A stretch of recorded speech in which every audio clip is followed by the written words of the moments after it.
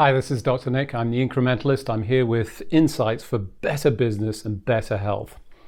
Today I wanted to talk about testing and testing strategies for businesses, for schools, for colleges, you name it.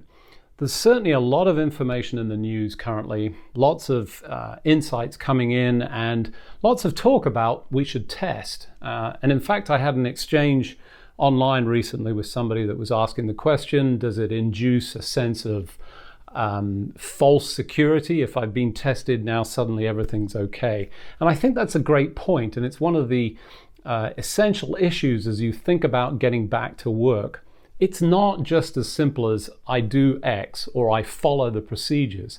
Each of these procedures and guidelines, number one, vary by state, certainly by country, and down to the county level, and even individually based on businesses. So as you think about getting back to work and protecting both your business, your employees, and importantly your customers and anybody that's coming and visiting your site maybe to deliver, how do you go about thinking about this from a perspective of safety for your business and all of the people associated with your business? And one of the things that you'll certainly need is confidence that you can share with all of those parties to make sure that they feel like you're thinking about the safety of them in the context of interacting with your business. So when we talk about testing, there are different types of testing. So you can do what most people refer to or think of as PCR testing. That's when we test for the virus. We test for that by taking samples, typically from the back of the nose or the throat, sometimes with saliva, and we're looking for those virus particles. There's a number of those tests available. Some are actually delayed, so you may not get the results back. That obviously has to factor in. Some are a little bit more instantaneous, but importantly with all of these, there's a sensitivity and specificity.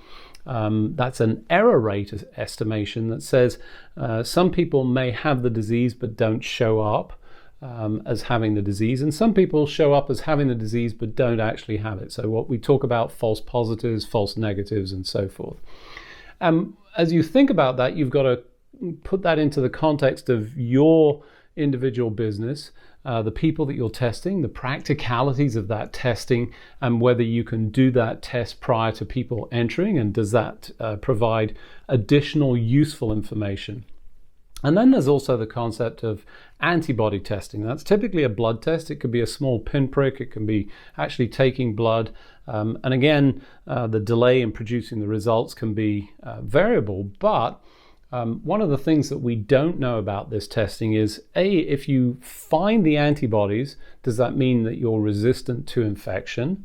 And B, if we find those antibodies, is it enough of a level of antibodies in the bloodstream? And that's all determined by the test. The FDA is issuing regulations and being as thoughtful as they can as they try and increase the capacity of this testing, but also make sure that we do so in a safe manner that gives us useful information.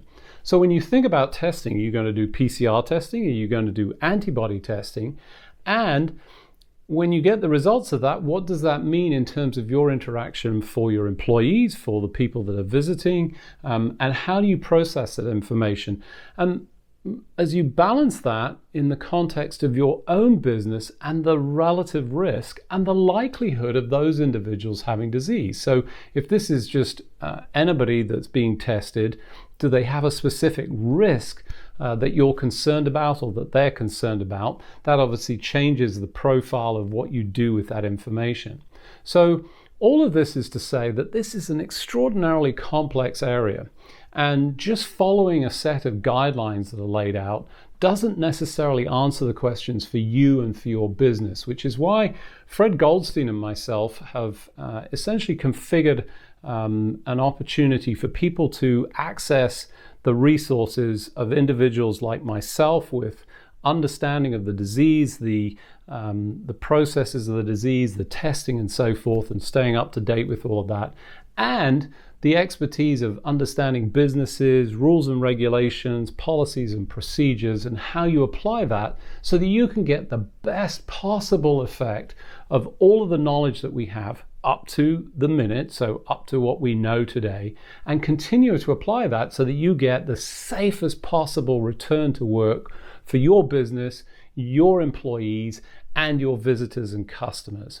So if you're interested in that, please reach out to us. There's a link in the bottom of this video. We'd certainly be delighted to talk to you. We're putting together some training courses and we're building a consortium of expertise that we think is going to be highly relevant. No matter your industry, you're going to need that expert advice and hand-holding through this, and we're here to help you, and we'd be happy to have a conversation. I'm Dr. Nick. I'm the Incrementalist, and I'm here with healthy insights for a better business and better health.